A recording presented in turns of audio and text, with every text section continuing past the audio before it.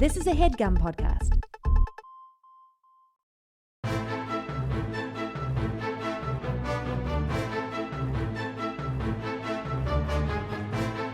Hello and welcome to the Complete Guide to Everything, a podcast about everything. I'm one of your hosts, Tom. And I'm Tim. Tim, how are you doing? Hey, how you doing this week? Tom, that's offensive. What? Why is it offensive? Because you can't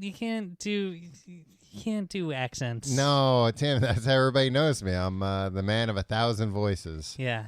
How am I doing this week, Tom? Yeah. Doing great. You want to know why? Why is that? Because we're in the golden age of television, and it started almost 20 years ago to the day. To today.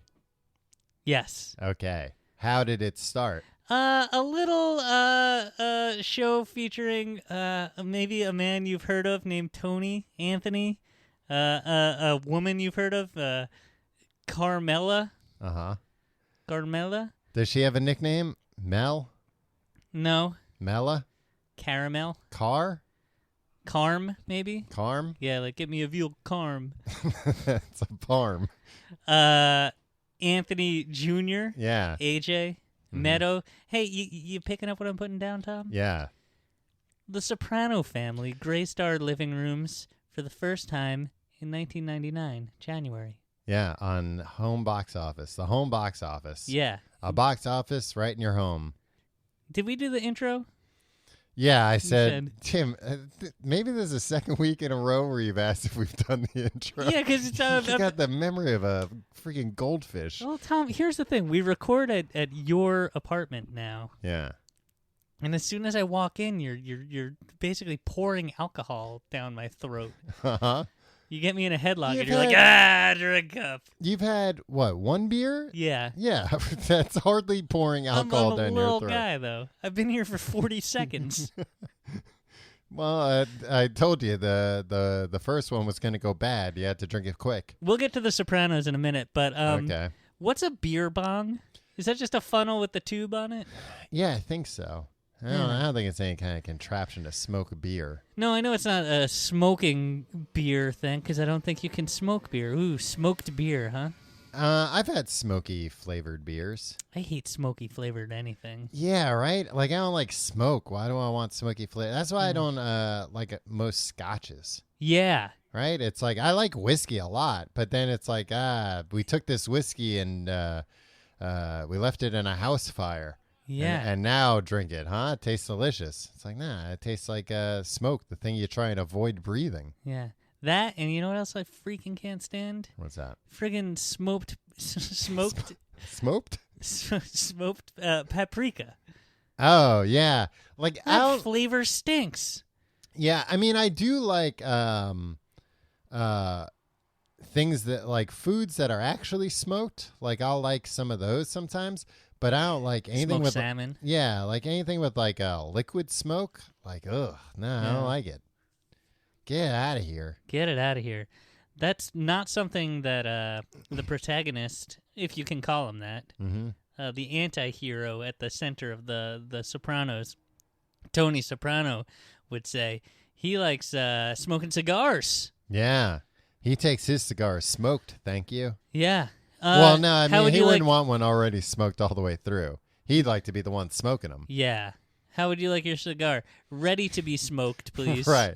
Because if you say smoked, somebody's just going to hand you a cigar butt, and you're going to be like, well, what am I going to do with this? Yeah, you could rub it in someone's face who you want to... oh, if it's still on, yeah. Disrespect. Yeah. If even you know, it's still like, I got soot on me. Yeah. Huh. Hey, what are you, disrespecting me? The Sopranos, Tom, came into our homes and into our hearts in 1999 on the home box office. Uh-huh. And since then, there's been a lot of discussion about these the Jersey Boys, as they were.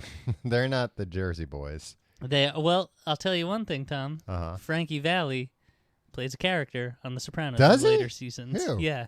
He doesn't play Frankie Valli, though? No. So does Frankie Valli exist in the Sopranoverse? He does, because earlier in the series run, they talk about... I mean, obviously, the 4 seasons come up all the time. Yeah, probably when they're talking about, like, how much they hate rap music, right? Yeah, and how people should walk like a man and talk like a man. Yeah. And sometimes if they see like an adult woman crying, you know what they say? Big girls don't cry. Yeah, and then of course that song plays. Man, I hate those Jersey boys. Yeah. I think it's been a while, but we used to talk. Big girls don't cry. Shut up. Oh, That yeah. voice stinks. I'll tell you what big boys don't do. They don't sing like that, for God's sake. I mean, you know, it's fine. Like, look, I like the rest of the Four Seasons. It's Frankie Valli, Yeah. right? It's Screechy McScreechins over there. Yeah. He's always screeching at everybody, telling them what they shouldn't do, and how they should walk, and He's like, "Hey, Tony."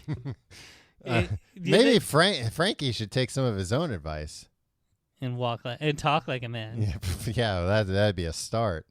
Yeah. Well, anyway, yeah, he's on it. But like earlier, they talk about they like name check him a lot, and then they have these weird jumping around a lot here. But everybody's seen the. But nobody in the thing. What's Frankie Valli's character's name? Do you remember? I don't know. I can look it up. Let's say he's like little Donnie or something. Probably. Yeah, I mean he's very very tangential.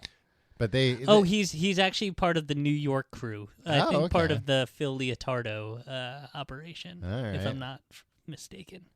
But still, you think, just as much as like a little aside between two guys. Hey, you ever noticed that little Donnie looks a lot like Frankie Valli? That's all you need. Yeah, I mean, put it in a deleted scene. I've been watching The Sopranos a lot. I've been doing a rewatch. Well, I would hope so, for doing an episode on it. I've been dragging my wife through her first watch of it. Yeah, your Carmela. Yeah. The Carmela to your Tony. Here's the thing. She's in too deep. She can't get out.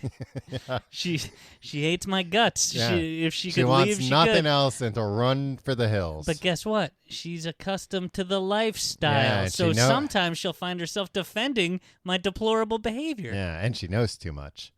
She does know too much. But, just as Tony would never do anything to Carmela, I would never do anything to my wife, Carmela. That's also her name. Yeah, wow.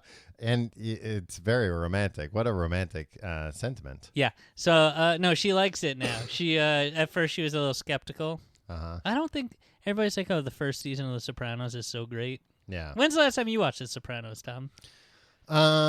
It's been a while. Like I've like maybe caught some of it, like flipping channels once in a while, and I'll watch like a scene or two, like completely out of order. Yeah, is that only if they're in the strip club? Only in New York. No, because usually if I catch it, it'll be on like TBS or something, so it'll be like all strangely cropped. Oh, so you they can't did. see what's they going did on. do that on A&E for a while, right? Something like that. Yeah. That was weird because Where there's a it's lot like, of why? cussing and there's a lot of adult stuff in there. Yeah. What was the thing? There was something that they say a lot that they had to change. Gabagool. No. Do they like a curse word that they had to change? Fuck. What? Do they say that? No, it was like some kind of phrase that they use a lot that they had to be like instead of like get the fuck out of here, it had to be like, hey, why don't you go home? They had to change it. What maniac would watch the censored Sopranos? Somebody who has a problem with cuss words but wants to be up to date on things that were popular 20 years ago. Well, that's true. Yeah. So the first season, a lot of people are like, oh, that's the pinnacle. That's the story of a mobster who hates his mom, right? It's all about like mom. It's finally what we wanted. Yeah, it's like, hey, I come to this show for the issues with mother figures. Well, that's a big Italian American trope, right? I mean, you're not allowed to say that. I'm saying it's a trope, not that it's true. Yeah. But in stories that there's, and it does drive a lot of the. It's not that all Italian American boys hate their mother, but that they have an interesting relationship with their mother. A lot of them are mama's boys, for example. Right.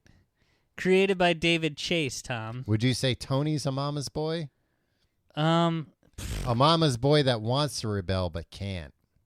No, because he loves his mama. No, he openly hates his mom. Like from Jump Street, Tom.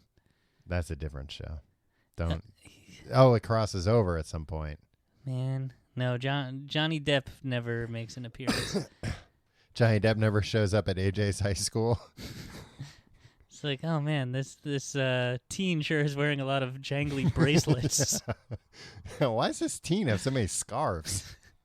No, look, he hates his mom, whatever. What was I going to say before? That Tony hates his mom. Yeah, I think so. Oh, that everybody thought, like, the first season, Tony hates his mom. Great. What a good show. Yeah. And it is, but it's also very sitcom-y. Yeah. And it gets less sitcom-y. If somebody's listening right now and they think that we're, like, in an ambulance, in the back of an ambulance. We are. Yeah. There's been a very serious accident during the recording. It explains our demeanor and all those noises you've been making. Yeah. You've been hearing. Tom, you haven't been making those noises. Boy, I wish, Tim. You're giving me a lot of credit. I'm no Motormouth Jones. I can't make those kinds of noises. So anyway, what I was going to say if before. I could make those kinds of noises with my mouth, I'd be a millionaire. In an early season, Meadow, who is Tony's daughter. Does this make any sense for anybody who doesn't know The Sopranos? You're going through it. You're explaining it. You're saying Tony. All right, Tom. Here, let me. Okay, right. Hold on. Let me say one thing, and then we'll get to the basics of The Sopranos. Okay. And then, if you didn't get the first, let me 10 say minutes one of the show, thing that won't make sense if you don't know the basics, and then I'll say the basics. No. They mention there's a Hollywood agent in it at one point, and he makes a joke about how one of his clients is Tim Daly from Wings. And then 3 seasons later, Tim Daly has an arc on the show. As himself? Nope. Oh, as come another on. guy. They got to at least have one of the peripheral gangster guys go, hey, you ever noticed that the new guy, Big Sammy, he looks a lot like Tim Daly, from Wings?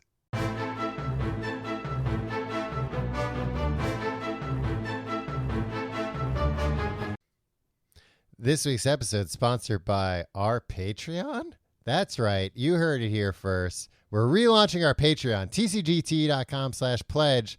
A bunch of new stuff we'll talk about at the end of the episode, but the big thing you need to know is we're launching a new Patreon exclusive podcast called Books the Podcast, where a couple of dummies, me and Tim, switch off reading some of the classics and explaining it to the others. If you liked our Frankenstein episode or Dracula episode, the old 50 Shades of Tim, then you'll love Books the Podcast. tcgt.com/pledge. And hey, look, we'll talk about it more at the end of the episode. Listen all the way to the end. We'll talk way too long about it.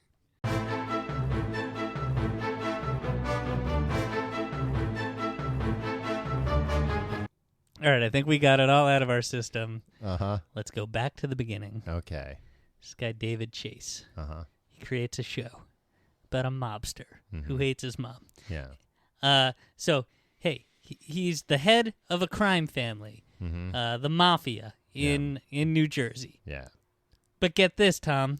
He's also got a family, a wife, and 2 kids. Yeah, he lives in the suburbs of New Jersey, right? He does, in like a McMansion. And the cover is that he runs a sanitation company? He's in waste management, which everybody knows. Everybody knows he's a mobster. Right. Well, and the other big hook for this show, at least when it first came, well, I guess in later seasons too, but when it came out, was the idea of like, oh, it's a mobster who goes to therapy. Yeah, he goes to a therapist in the very first scene, I think, of the first episode. Yeah. Well, and unfortunately, because of doctor-patient confidentiality, we never see any of those scenes. We never see what happens once he goes in the room. But just knowing that he's going is a big thing. It is, and sometimes it does stay on a static shot of the door. Yeah, and you're like, oh, this is a long session. Yeah, he walks in, and it's like, sometimes 50 minutes. Yeah. It'll sometimes cut to Paulie Walnuts mixing things up. Right. Yeah, so, look, Tom, I know what you're thinking. This is just like Analyze This, the TV show. And you know what? You're right. It's just like the movie Analyze This, starring Billy Crystal and Robert De Niro. That was first, right? I think so. I think they were in production I at think? the same time. Yeah. What happened to Billy Crystal? Where's he been? I think he's like semi-retired. He was on some like dumb like Jimmy Kimmel sketch recently. Doing what? It was him and Dave Grohl. Really? Yeah, I didn't watch it, but it was Billy Crystal was playing God and Dave Grohl was playing the devil himself. Wow. Yeah. That's much like Oh God, You Devil, starring George Burns. No, because George Burns played both. George Burns? Right, so it wasn't like it at all. George Burns didn't play either of the characters in this one. Yeah, but it was an old man, Mm-hmm. George Burns, Right. and John Denver, a musician. Yeah. So it's a little bit like this sketch. Yeah, I guess it is a little bit. Tom, we were talking about, and we'll get back to The Sopranos in a second. Yeah. Weezer's Teal album that came out. Their album of covers. Yeah, where they just like faithfully recreated a bunch of songs you've heard a million times. They went to Guitar Center, bought the tablature. Yeah. They put that signature Weezer spin on it where they played it exactly the way it sounds. Right. On the original master recording. Yeah. Yeah, like they have a sound, Weezer. Oh, absolutely. Like and it's not even like a complicated sound, but like it's a notable sound. Like you know a Weezer song when you hear one for the most part. Yeah. Be very easy for beyond them. just Rivers Cuomo's voice. Right.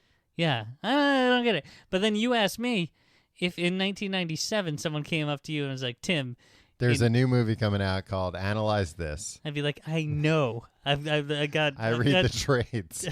Look, this thing's going to do Bafo B.O. Yeah. And I've already bought tickets for Friday, Saturday, and the Sunday matinee. Again, if this pays off well, I have a feeling Billy Crystal might be playing God one day in a late night sketch. Well, this is what you asked me. If in 1997 I told you this is what Weezer would be doing, what they're up to in like 22 years, yeah. And I was just like, I don't know. That I'd be like, oh, they'd be doing like covers of like 80s songs, cool, because I was dumb.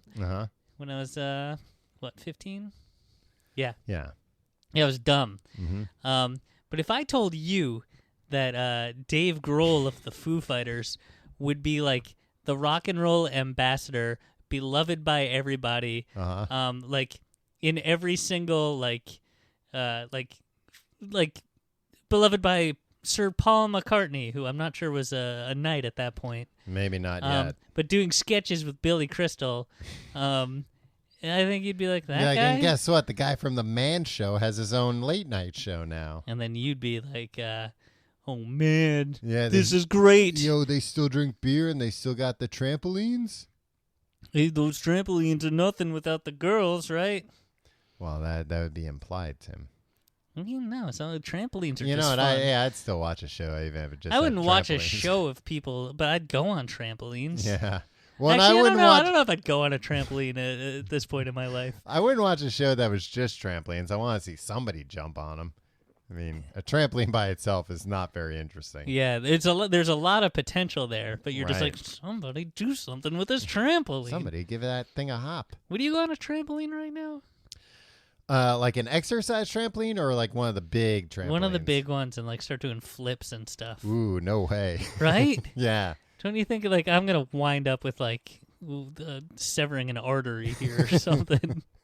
No, I'm not afraid of being cut. I'm afraid of I know what you're afraid of. The new genre of America's Funniest Home Video that has cropped up lately where an overweight guy just goes through. The trampoline just rips and a person jumps real high, comes down and just falls to the ground. I feel like that's a new threat that trampolines didn't used to pose. Trampolines used to be... I think that's not the trampoline. I think that's the standard American diet. Yeah, I guess. Well, a standard American diet probably combined with America's desire for ever cheaper trampolines. Yeah. And, America's willingness to cut corners on trampolines. It's a race to the bottom in the trampoline space right now. Yeah. It's really sad what's happened to it. Well, and every American family wants to be able to afford a trampoline, but, sometimes you got to cut corners to get there. Now, the Sopranos, oddly, do not have a trampoline in their yard. There's never been an episode where Tony gets them a trampoline because, they're mad at him or something. No, I mean after, and this is going to be spoiler alerts for the series. Entire series. Yeah, it ended 13 years ago. I think we're on solid ground here. Carmela and Tony get separated at one point. Mm-hmm. Or and at the mall or something. No. You just have to go find a security guard, and they can call the. Yeah, this was before cell announcement. phones too. No, they can make an announcement over the loudspeaker. Oh no, they got separated in their marriage. Tom, Carmela said, "Oh, I don't love you," and then he punched the wall or something. He said, "Gabagool." I mean, he does say that a lot. What the hell's gabagool? It's meat. But like, what kind of meat? Like It's deli meat? capicola, I think. Tim, you're just saying more. No. gibberish. You know, like No, I don't know what capicola is either. What's it's an capicola? Italian meat. And what is it made out of? Italian? Gabagool. No, what animal? I don't know. Let's say a pig. So it's like a ham, Sure. a pork. Yeah. All right. I worked in a butcher shop for a number of years. I don't know how I don't And nobody ever came a in and Long said, Island butcher shop, and I don't know what gabagool is. But did people come in sometimes and go, hey, give me 5 pounds of gabagool. Yeah, all the time. And make it snappy. Then I would just go like right away, and then I'd go into the walk-in refrigerator and just stay in there until it was time to go home. Hey, where's that kid? He's supposed to be out of Hey, here. where's Timmy Meatballs? Hey, where's Timmy Meatballs? I'm going to turn him into some real meatballs unless he comes back here with my fucking gabagool. Yeah.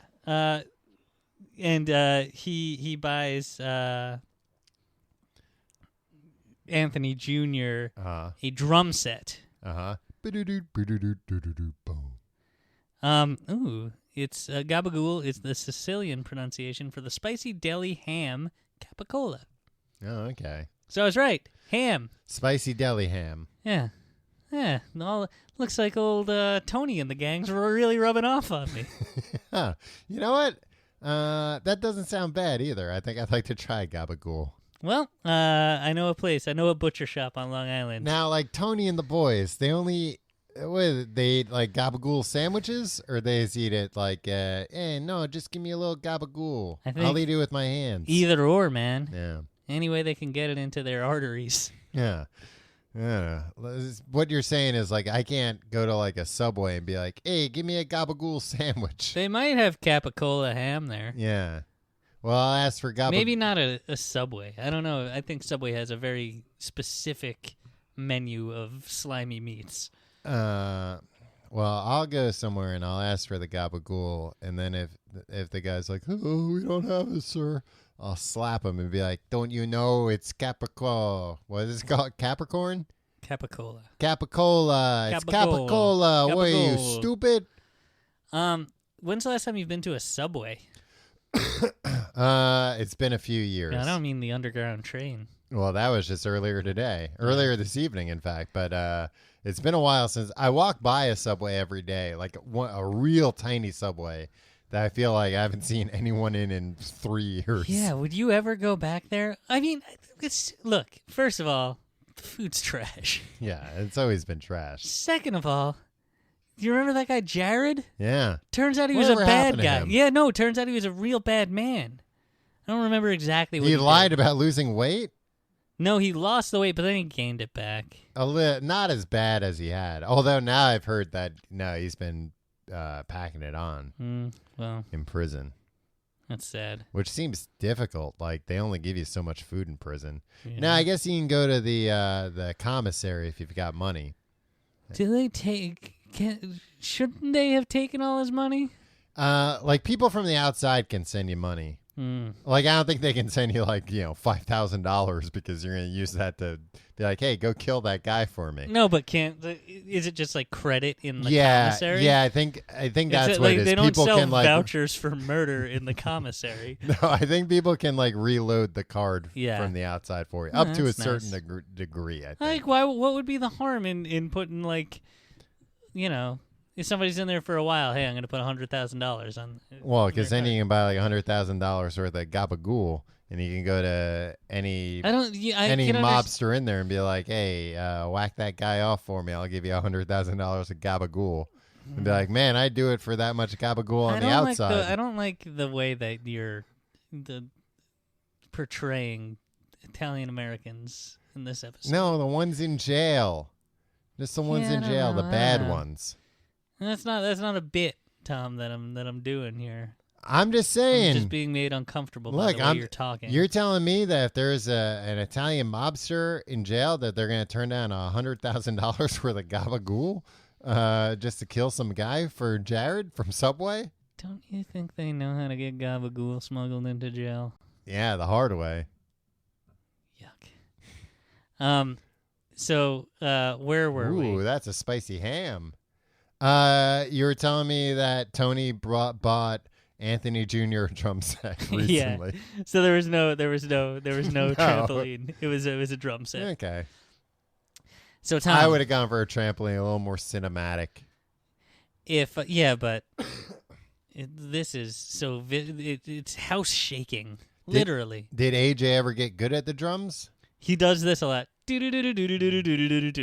yeah, he got very good at. Yeah, he learned pretty much all you need to know about drums. Did Tony keep the house, or did his wife keep the house and he moved out? He got like an apartment somewhere. Carmela kept the house. Tony moved into his, at this point, deceased mother's home. Oh. But the drum set was at Carmela's house, probably as like an FU, right? Like, yeah, I'm gonna buy the kid a real loud thing. Exactly. Yeah, it's it served a double purpose, and if you ever want to be a vindictive divorced father, one day, yeah, we all have dreams. A drum set's so perfect. Yeah, man, I had a drum set in my house. And your parents were happily married. They were happily married. That must have been so annoying. I was playing the drums all the time. Yeah. And then bands, like, I'd have, like, our friends would come over and we had bad bands. Yeah. And we'd play real loud. What a jerk. Yeah. Man. Yeah, as an adult. Why did my parents put up with that? Why weren't they just like, sorry, play sports instead? As an adult, it probably must have been real hard for them to hold back from just coming downstairs one day and saying, like, everybody shut up. You're not good. I think my dad did that a few times. It's very annoying to listen to. Please stop. What are all you doing? Why do you feel like you could just come to my house and do this? Yeah. It's my home. I paid for this thing. It was very hard. It was difficult. You had to pay a mortgage over decades. I didn't buy these drums to be vindictive against anybody. So, Tom, The Sopranos is an hour long-ish. No commercials. No commercials. It's mostly just stories about sad people. Yeah. Like, nobody's happy. It's very cynical. It's like, even the good guys are like bad people. It's very like anti-American society. It's in the first episode, Tony gives this monologue in we only hear it a little bit through the door. In therapist's therapy. office. What's his therapist's name? Dr. Melfi. Yeah. That he feels like he came in to his business, the mafia, but he's like, waste management, wink, wink, at the end, in the decline, right? And the whole like, the glory days are gone. Exactly. And now then I'm actually dealing with waste. And then so I just go and deal with actual people's trash. And then the whole rest of the series you see is about kind of how American society is in decline, and how like we're all coming in at the end, like the glory days are over. I'm not sure that everybody would agree with that, right? But that's what old David Chase thinks. How does the therapist, Dr. Melfi, eventually come to know like the full picture of everything? It's obvious from the get-go. But at some point Tony like drops the like winks, right? Yeah, at some point like there's a lot of innuendo throughout, like a coworker of mine had an accident. Yeah. Or so. But like at some point it would be insulting to the doctor if he didn't just say like, all right, this guy, like I don't want my son to be a mobster like me or something. Whoops. No, there's I don't know. Can you be a fake Is it unethical to be a fake therapist? to be a fake therapist, and then when somebody, try to get like a mob patient, and when they admit something, just be like, "No doctor-patient confidentiality, sucker. I'm not even a doctor. See these degrees? They're fake." To what end? Do you think you get a reward from the police What? for like turning them in? Are you suddenly anti-vigilante, Tom? No, but I'm saying like. Do I ask you?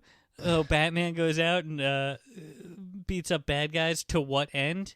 No, to eradicate crime. A lot of times you don't see it, but he gets a reward. That's how he's a billionaire. He's always getting cash rewards for all these good deeds he's doing. No, I'm saying like, so somebody. Did they ever try to give Batman the key to the city? I mean, sometimes, like, it depends on the continuity. Like, the goofier Batmans. Does he get the key to the city? Yeah, like the... Like, you're acting like, yeah, it happens all the time. No, but, like, the Adam West Batman, like, yeah, I think he got the key of the city once. But, That's like, nice. The current, like, Batman comics, no, he probably has never gotten, like, the key of the city, like, the main continuity. Yeah, you don't have to be so condescending about it. I'm not being condescending. It was I'm honest explaining. question. I'm telling you, like, yes, but also no.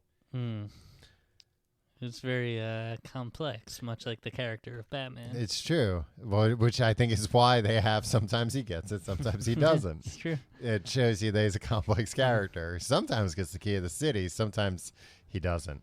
So wait, but your pitch is pretend to be a therapist, so you have no doctor-patient confidentiality with the hopes that someday you get a mobster in there who, after years of coming to see you, slips and mentions they're a mobster, and then you call the police and have them arrested. Yeah, and I've been recording everything this whole time. But don't therapists, if somebody like admits to a crime, that then the doctor-patient confidentiality goes out the window anyway? Well, not in the case of Dr. Melfi. No, but I think in that case, the idea is that like after a number of years, they build a trust between them. Like she extends like a further beyond what her hippopotamus oath. She's extended like a further trust of you can tell, look, we trust each other. I know what's going on, and I haven't done anything about it. You can tell me, and let's not go through all the charades of my coworkers and this guy fell down some stairs. Right, and that's when you pounce. Well, geez, Tim, no wonder Tony's so paranoid with people like you out in the world looking to get him. Good guys trying to stop him from doing crimes? Yeah, I hate the mob. I'll go on record. I hate the mob. It's funny. This is not a glamorous portrayal of the mob. Yeah. And like I didn't realize it. It's like it is kind of a violent show, but it's also like meant to show you how like big shitbags these guys are, and how like their none of them are meant to be emulated. No, and it's all just like, they're just they're just pulling the cheapest scams and like destroying people's lives for like not a lot of gain. Yeah, and it's just like, yep, it's just there's no scam that's like beneath them. Right. No scam too small. Nobody that they won't. Yeah, like, they'll get over. like a little bit of money, but it will damage hundreds of people's lives. Yeah, and they're like, all right, we'll do it. Yeah, it's not a glamorous portrayal of the criminal's life. Now, who are the boys? You've got Kissifer. No, it's Christopher. You've got Steven Spielberg. That's Steven Van Sant. He plays Silvio. Sylvia. Silvio. You've got Pussy Galore. It's big pussy. Oh, okay. Remember how scandalous that was? You remember how much like they loved being like making big pussy jokes on late night TV shows and stuff? When it's like, well, the show's on HBO where, they show sex sometimes. Yeah, sometimes on this very program. Yeah. Who else have you got? You got Paulie Walnuts. Paulie Walnuts. He's the guy. He looks like Mr. Fantastic. I don't know what Mr. Fantastic. Well, he's got like the white right on the side of his head. Hair. He has white hair. Yeah. Yeah. Who else have you got? And Tony himself. Patsy Parisi. Big Tone. Who's Patsy Parisi? He's this other guy. He's there. He's not like one of the ones that gets mentioned a lot. Yeah. He's still working on getting a SAG card so he can be on the show more. No, he's pretty much like he never gets talked about, but he's a pretty major character. But he's one of just these like really normal looking guys, or like just like a normal like older kind of scummy guy. Yeah. That like no, he's not interesting enough. Yeah. It's like yeah, this guy's just kind of like a guy that you'd be mad at the deli because he'd be a dick. Yeah, that guy just bought all the gabagool. Yeah, he bought all the gabagool. Come on. I drove all the way here. This place has the best gabagool in town. All right. I guess I'll just have to go to the subway to pick some up. Tom, you're bearing the lead here. Yeah. You and I know Christopher. We don't know Christopher. We went to a Comic-Con panel once where, granted, we were one of like 2 of 5 people in the audience. And Christopher was there. Michael Imperioli. He plays Christopher, Tony's nephew, but not really his nephew. He's more of Carmela's second cousin, I think. Okay. But also there's another relation. And he also is a screenwriter. He wrote the film Summer of Sam, and he wrote a couple episodes of The Sopranos, including the worst episode by far, entitled Christopher. Entitled Christopher's Big Day Out. No, it was written by the actor who portrays Christopher. Yeah. It's called Christopher. Christopher's not in it. He's in one scene at the very end where they're talking about Frankie Valli, actually. Of course. But really, the episode's about Christopher Columbus. Oh, it's one of those episodes where someone gets bonked on the head, and then it's like, oh, wouldn't it be funny if all the characters were on the Nina Pinta Santa? Yeah, I kind of like those episodes of things. If the Sopranos ever did an episode, I guess they did like entire episodes that were just dreams. Yeah, a lot happens in the dream world, Tom. Well, that's what happens in therapy. They go, hey, what are you dreaming about nowadays? I don't dream about anything, Tom. Do you dream? Yeah, I don't think you were there. So this past weekend, me and you and like I was there. 14 other people went on a big and 5 children under 4. 5 children under 4 went on a weekend away. A weekend out of the city in a house, and everybody got sick. But before that happened, or as that was happening, I had a dream one night where like the dream picked up from like the second my head hit the pillow. Oh, now I can't remember all of it. It was very then interesting. Maybe we don't need to hear. Oh, I'm sure it was very interesting. Kanye West was there at one point, and I was trying to explain something to him, and he got bored. And I was like, hey, come on, man. You talk to people all the time, and they're bored, and they listen. You got to listen to me, pal. And he was like, oh, all right, I guess. It's my least favorite part about, I guess it doesn't happen that much this year, but like 2 or 3 years ago when Kanye was doing that tour and he would do rants at the end, and people would be like, oh, man, you got to hear this latest rant. And it was all nonsense. Yeah.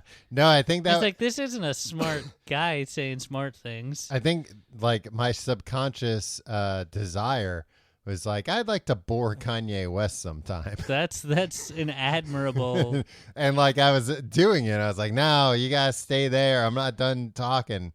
And he was like, oh, God. I was like, yeah, that's right. This is boring as hell. Shut up and listen. But yeah, so that was the most recent. Was dream Kanye West at the house that we were all staying at? Yeah, I think he was in the room with you. Yeah, oh yeah, he was in like the and you were boring him. Yeah, it was just me and him. Like everybody else was like playing Parcheesi or something, and I was just like, Tom, we brought so many board games with us last weekend. Played like one board game. Yeah.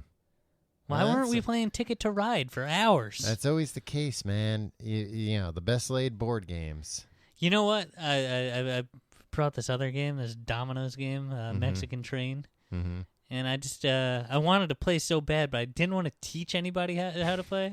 You ever just feel like, I don't want to be responsible for you learning things. And I wanted to be like, look, you all read the directions, and then we'll all play. But nobody would have done that. I don't think. You're wondering why more people didn't play games. That you didn't want to teach anyone. You wanted people to pass the directions around, read them, come to you when they were ready to play, knowing all the rules. Yeah. And just start playing a game with you. Familiarize yourself with the rules. Tom, friggin', were you there People when need to be sold on a game. everybody was game. trying to play? A bunch of people were trying to play Clue. Yeah. But the Golden Girls edition. Yeah. It made it so much more confusing. And friggin', everybody was like, well, we don't need to read the instructions, and nobody knew how to play. Yeah. And I wasn't even playing. I was just trying to read a book nearby. Yeah. And I got up and I had to I read all the directions and explained it to everybody. But as I was explaining the directions to them, a game that I had no personal stake in, everybody kept interrupting me and being like, well, that's a stupid rule. Why would this be like this? I was like, I don't know. I didn't develop the game Golden Girls Clue. Why are you complaining to me about the rules? Yeah, I wasn't really into that game because there were a few rules that, as you explained, I was listening. I had my ears. I want everybody, when I'm reading those rules, I want people's ears to perk up the way they do when Bill Maher is reading his new rules. I was listening to the rules. But, there were a few people that were, unilaterally deciding, that rule's stupid. We're not going to follow that rule. And, a few of them, I was like, nah, I think that rule's, crucial to the game element. If you exclude that, then the game's too easy. And, yeah. What would your mobster name be? Tommy Fuckface? No. Maybe, Tommy Asshole? No, I wouldn't. Hey, Tommy the Dick. No. Well, maybe if it was Tommy the Dick.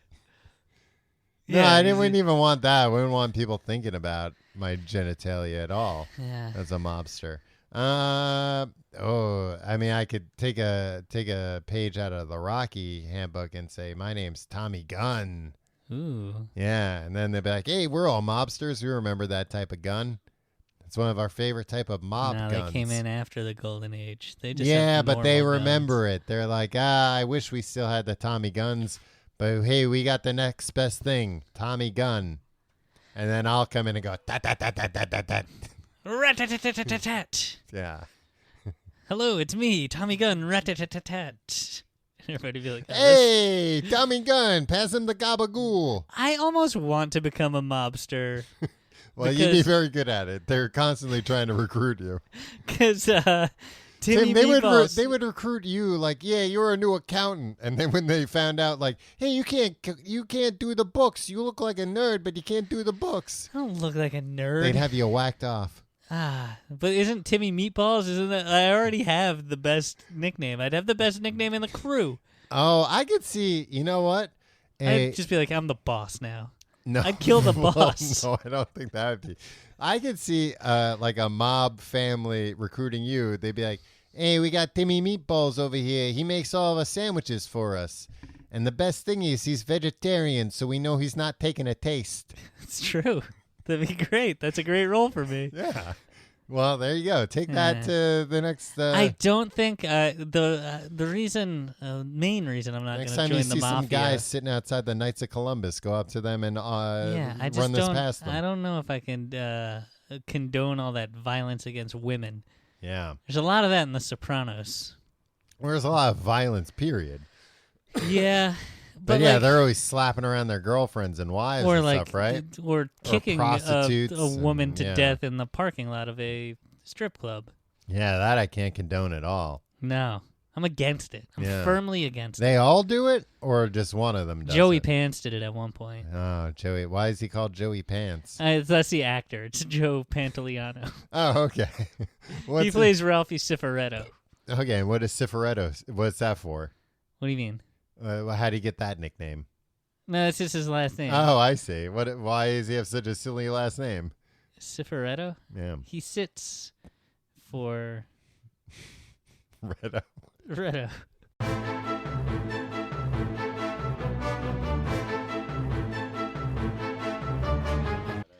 All right, Tom. Here's the deal. Yeah. Now we're getting into real spoiler territory. Uh-huh. And I thought that everyone... And look, thought that everyone in the world knew how The Sopranos ended, even if you didn't watch the show. Yeah. Because it was talk of the town. Oh, But this is not like... to out her, but my wife like has no idea. She's like, "Wait, how does it end?" Oh, really? Yeah. Because this is like, I would say by far the most controversial TV ending ever. Yeah. Like, and probably like the first controversial last episode, right? Like, can you think of controversial other? I mean, there have been other shows that have had like twist ending, like Saint Elsewhere or whatever, where it's like, oh, it was all taking place in the snow globe. Yeah. Newhart.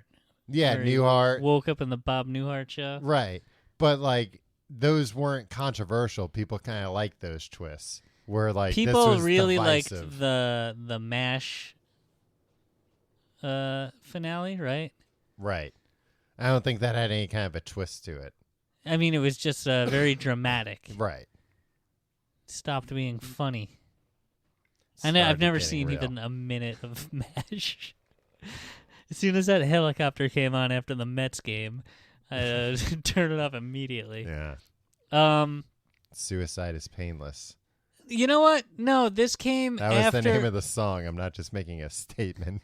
This came after the Seinfeld finale, which was very controversial. Oh, that's true, yeah. I feel like nowadays every single series finale is controversial.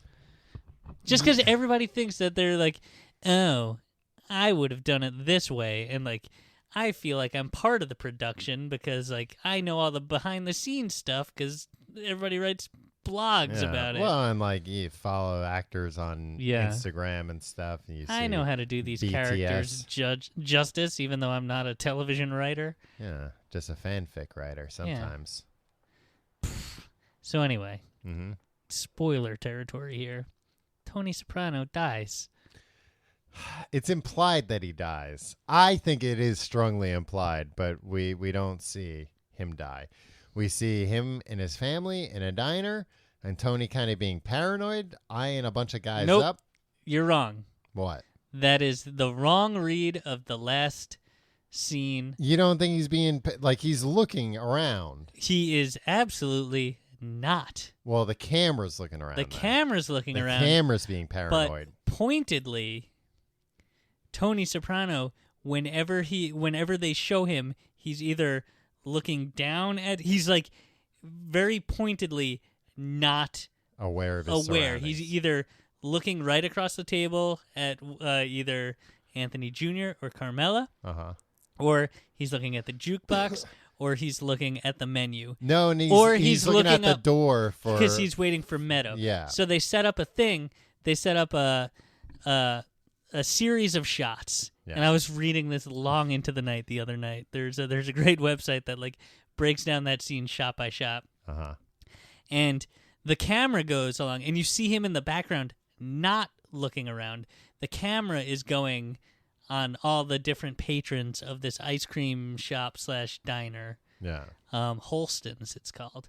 Mm-hmm. And like there's a group of guys looking at cakes in the front. Mm-hmm. There's a Boy Scout troop there. There's this guy in a members only jacket. Right. And that's the only guy that the camera tracks with a tracking shot. Right. And isn't he looking at Tony? He's looking at Tony, and they cut it so that you can see him looking at Tony, and then Tony looks up, but you see him look away as soon as Tony looks. Right. But so the only like thing obvious that he doesn't want Tony to know he's looking at him. Right. And like it's obvious that they want the audience to know that this is a guy important. Yeah. Whereas everybody else is just going about their business, but like you as an audience member, you're feeling tense because you know it's the last scene of the show. Right. Yeah. There's 2 minutes till the show ends. Right. And then so he's waiting for Meadow, his daughter, to come. She takes forever to Parallel Park. Yeah. But she's from the suburbs. She doesn't know how to do it. They set it up with I think 4 or 5 different people entering, where he looks up to. You hear the bell ring. Yeah. You see Tony's face look up. Mm-hmm. And then you see from Tony's point of view. Who's walking it? And it happens with AJ. Mm-hmm. And actually, when AJ walks in, you see the members only guy comes in right before him, and it's weird. But it happens like a few times. Somebody will come in, the bell will ring. Tony looks up, then you see from his point of view. The bell rings, Tony looks up, and in the last shot, there's that Journey song's playing. Mm-hmm. The bell rings, and then nothing. Cut to black. Right. And that's Tony. That's Tony's point of view. Yeah, he got killed. Yeah, his point of view is nothing. That guy in the members only jacket came behind him and whacked him off. Yep. He went into the bathroom, right? Like you saw him tuck a paper under his arm. And if Meadow Meadow had been there, hadn't been parallel parking that whole time, he wouldn't be looking at the door. He'd be looking around. No, she would have sat next to him, and when the guy came out of the bathroom, he wouldn't have had a clear shot at Tony. So Meadow, it's all Meadow's fault. Wait, how would he have not had a clear shot? I mean, he still could have just stood a couple of feet away from him and shot him, right? No. What do you mean, no? Tom, we have a problem to solve. You wouldn't have had as clear a shot, sure, but it's not like, damn it, an impossible shot. He moved over a foot. Oh, well, we didn't mention James Gandolfini. Yeah, was a great actor. Yeah, very, very good. And he was in this other movie called Enough Said with Julia Louis-Dreyfus. You should watch that movie on a plane sometime. It's beautiful. James Gandolfini is one of those guys who was so good at a role that people thought like, oh, he must be like that. And he wasn't. He was a very good actor. Yeah. He wasn't like Tony. He's a big, nice man, they said. Yeah, very nice guy. Unlike Tony, who is a very wise guy. Tony Soprano, I'm gonna say it before we solve this problem. He's a bad guy. Yeah. A lot of these mobsters, bad guys. That last scene, I think what a lot of people were mad about, would have tied a nice bow before he got whacked off if he had called the waitress over and said, "You guys don't have a gabagool on the menu?" Yeah. Then people have been like, he says the thing again that he likes.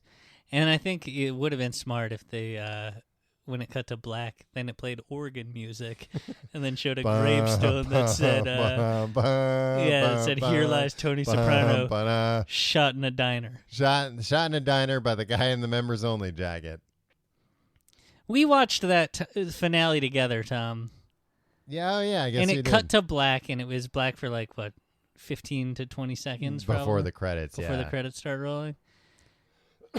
And we were with somebody who we thought the electricity had gone out. Yeah, we went to we were with somebody who ran up to the TV and started futzing with the cable box. It was like, sit down. It's an artistic choice. Yeah. Jesus Christ. Yeah. Sit down, have some gabagool. What are you, out of your mind? What? Hey, what's the matter, you? I don't like this. I don't like this side of you. You want to solve a problem? Yeah.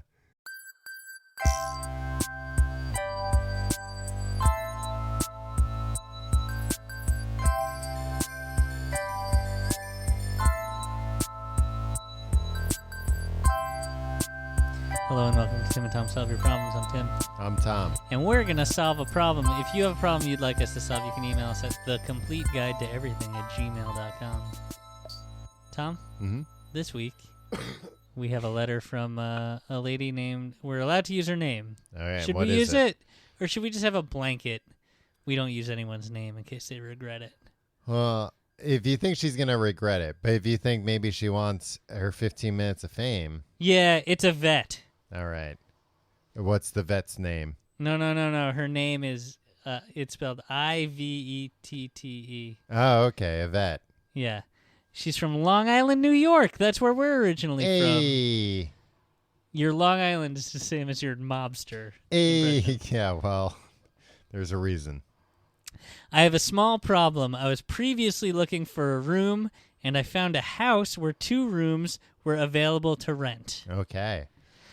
I chose the smaller room because it had furniture in it already, and I didn't need to struggle bringing my old furniture over. It's a room on the 2nd floor. Yeah, so that's I gonna mean, be. you don't have to move it in and out every day. You just have to bring it up one time. Yeah, but even that one time, that's Yeah. a pain in the ass. But now I regret choosing that room. Although the other room didn't have any furniture, it had a bigger closet and more space. It's also on the second floor. It has more space because there's no furniture in there. Some random drunk guy rents that room, and he only keeps a bed and a TV on the floor. His closet is so empty. I want to ask him if we can switch rooms. We pay the same amount, but I'm not so sure on how to ask this guy. Also, he's really creepy. We've both been living in this house for about 3 months now. What do you think? How should I proceed? How should I even approach him and ask? By the way, the guy who rents the rooms doesn't care who rents which room. With kind regards and lots of love, Yvette. P.S. I listen to you guys all day at work, and I think I listen to you guys way too much because recently you guys been narrating my We've been dreams. married. Have been You've been narrating married in my my mind. dreams, or I hear Tom laughing in my dreams. Well, that's- LMAO. Just a little FYI. She Oh. really likes her acronyms here. Well, yeah. LMAFO. So this is a FYI. weird house. Why am I laughing in her dreams? I don't know, because she's so used to you laughing at my jokes. See, like that.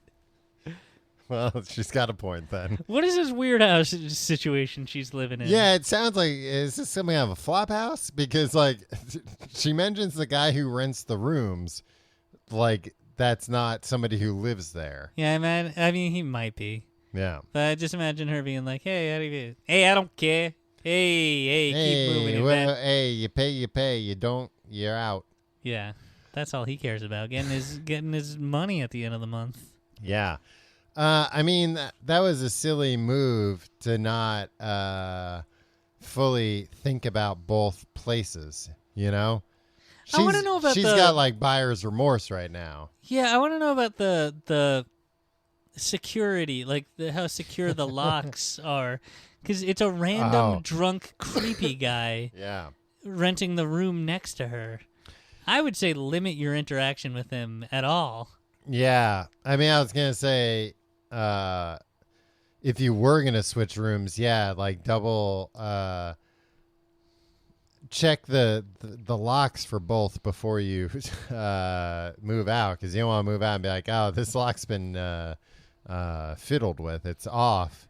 And I had a nice locking room where I was before. She also seems to know an awful lot about the furnishings in this guy's apartment and what the interior of his closet looks like when he's moved in. Well, his closet could be, what I'm imagining is that this guy comes home drunk and he doesn't close his door. So her, just naturally curious when she walks by, she can glance in, see him drunk, pass out, but also see like, oh, there's nothing in that room. Okay, so I know exactly the play here. Yeah. He's a drunkard. Yeah. All right. Number one, just to be safe, Yeah. on the stairs, when he's out, make sure he's out drinking. Yeah. Maybe find a way to get him to go out drinking pretty heavily. Give him bad news. Yeah. Tell him... I don't know, what should she tell him? His childhood dog passed away? Well, I mean, if it's a childhood dog, then it may have already passed away. Just tell him a loved one passed away. Yeah. And leave it up to him to decide who it is. Yeah.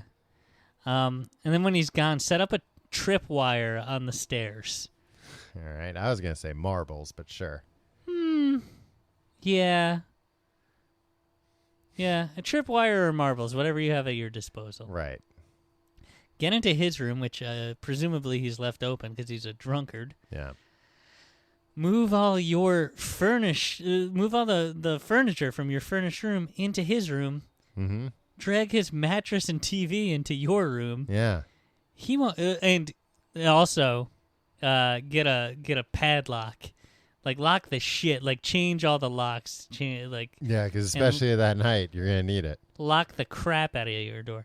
And this might be a good night to have a friend sleep over. Yeah. And when you hear and the tripwire is there in case he comes home while you're moving all your stuff into his room. You'll hear him. But you You're might like, as well "Wah!" keep it up. Yeah, and no, because It'll that'll only be add to his confusion. exactly. And so he'll come home, he'll fall, put the tripwire halfway up the stairs, Right, high enough. so that he'll fall. Yeah, You enough know. to clunk his head and. So when he comes to your room, just be like, "Oh no!" And your friend will be in there, maybe with a firearm or something. I'm anti-gun, but just in case this guy's a real creep, or just a baseball bat, an aluminum baseball bat, and he'll be like, "Oh, I'm here to go in my room. What are you doing here?" You'll be like, "You silly Billy, that's your room over there. See, it's got your mattress and your TV in it." Yeah, you're drunk again. Yeah. I was gonna say you could probably just ask him. Yeah. Yeah, if he doesn't have Probably any, just move out of this weird situation. if he doesn't have any furniture, you could probably just say, "Hey, I noticed you don't have any furniture. You want to switch rooms?" And he'll probably be one of those guys who's like, "No, that's too much." But you go, "No, I insist," and then he'll probably be like, "All right," Yeah, that's true. and then you just switch rooms. All right, either or. I like my idea. Because it's got tripwires and gunplay. Right, and if you can go with the more dangerous option, why wouldn't you? Yeah. If you have a problem you'd like us to solve, you can email us, thecompleteguide@gmail.com. Thanks, Yvette. Thank you, Yvette. You can check out more about our little Be show. safe, Yvette. Don't, if he's a real creep, just, get out of there if you can. I don't know. He's just in a weird situation, sounds like. Yeah, you suggested get a friend with a gun to come over. Yeah. So what you're saying is that it's pretty solid. You can check out our website at tcgt.com. You can follow us on Facebook, facebook.com/complete guide. Follow us on Twitter at complete guide. You can follow me on Twitter and Instagram at Tom Reynolds. Follow me at your pal Tim. If you want to support the show, you can support our sponsors, which we don't have any this week. You can also check out tcgt.com/Amazon for your normal Amazon storefront, but with a twist. And that twist is Amazon gives us some of the money if you go to Amazon through tcgt.com/Amazon. And our Patreon, tcgt.com/pledge. And Tim, what is new with our Patreon? Tom, as you heard teased earlier, Yeah. our Patreon used to be not so great. Yeah, it was good. It was But it good. was like a little more bare bones. Yeah. But this... Or a little more confusing, maybe. Yeah, look, we've made it simple, and we've made it a lot better, Tom. Yeah.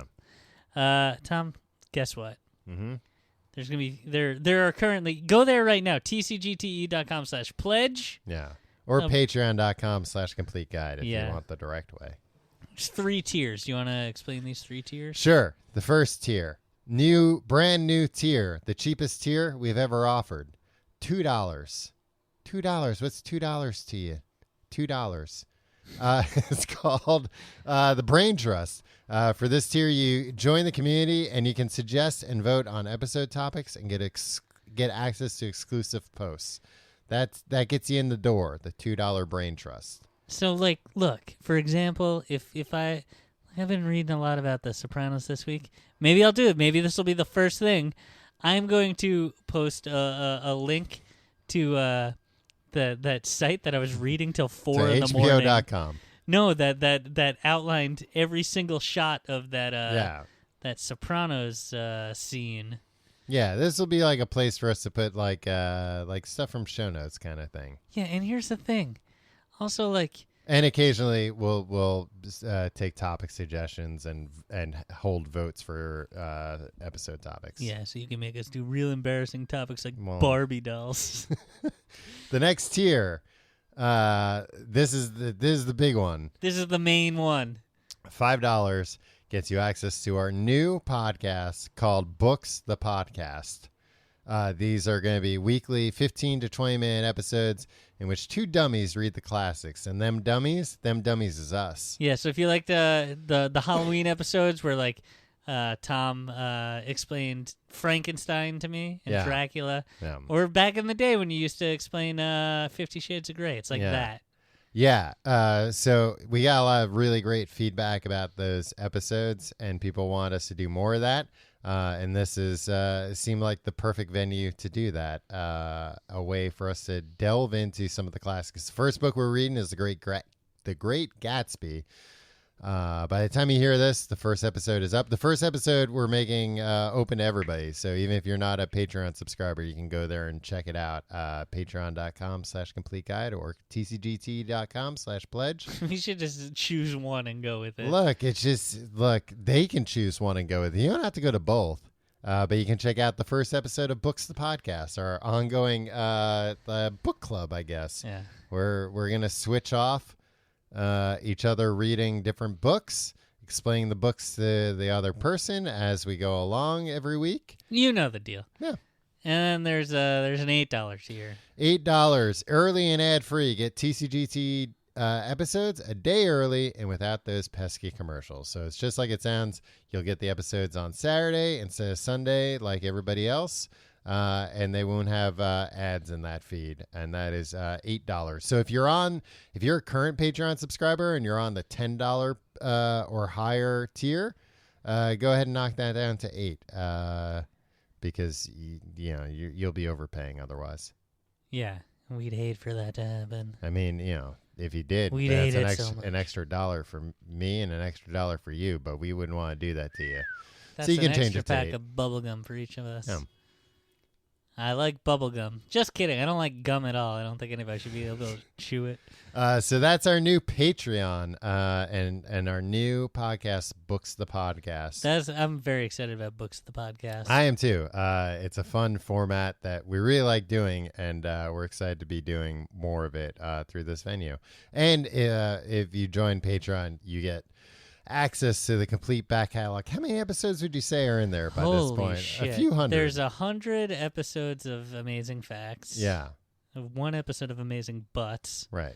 There's, I think, 53 or 54 episodes of Fast Food Friday. Yeah. There's something around like 40 episodes of the news, I think. Yeah.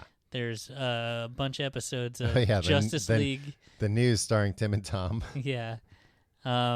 Justice League Minute, You Look Marvelous, Merrily, Merrily, Merrily, Merrily, Life is But a Stream.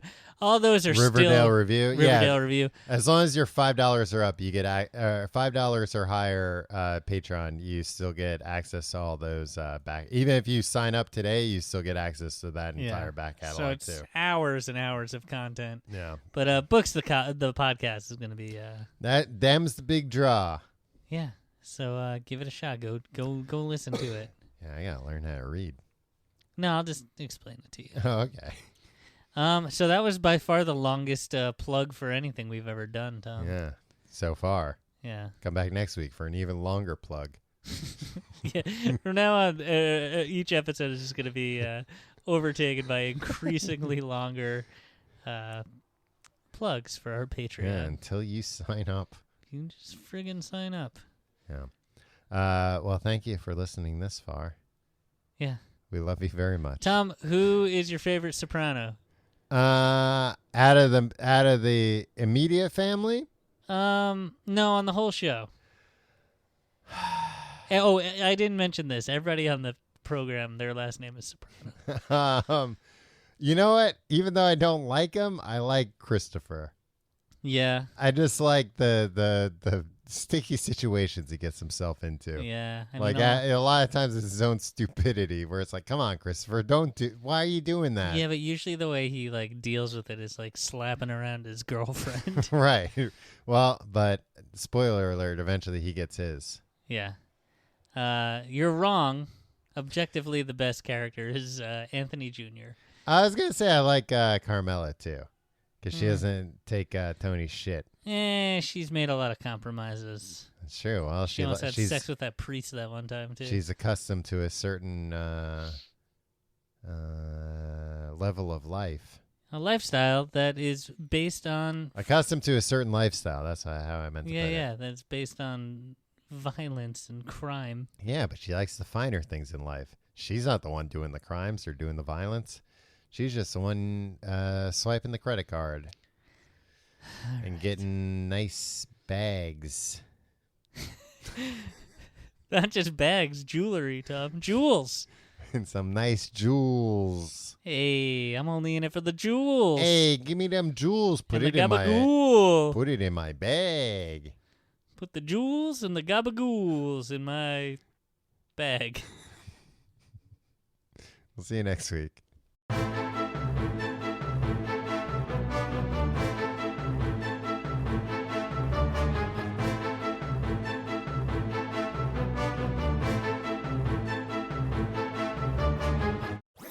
That was a HeadGum podcast.